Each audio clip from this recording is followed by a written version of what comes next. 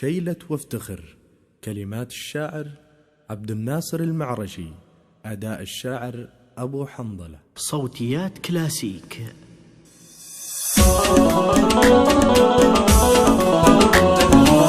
يا هجوسي يقبلي مزرعة فوق الجواز، اضرب الجمهور في مطلع العمل جديد، بكتب ابياتي وبجعل لها دم في مداد، في جدار المجد بنحت حروفي والقصيد. شلي يا ابو حنظله واطلب الناس الجياد، صوتك اللي بالحماسي من النوع المريض.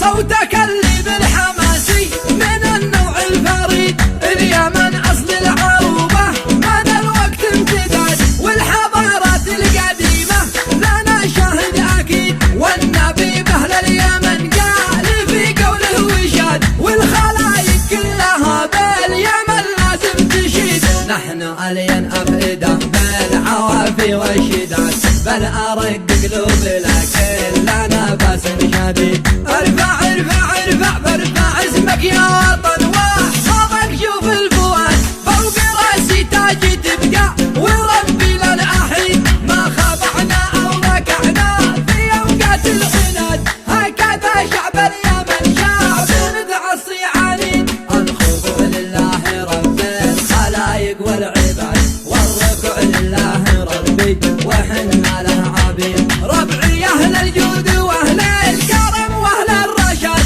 مكرمين الضيف من عهد هارون الرشيد. اليمن امي وامي اليمن اجمل بلاد، من ياتي يبقى اليمن دايما حرا سعيد. وافتخر في لابتي من سقطر الامراض، والقبايل كلها والقريب قبل البعيد.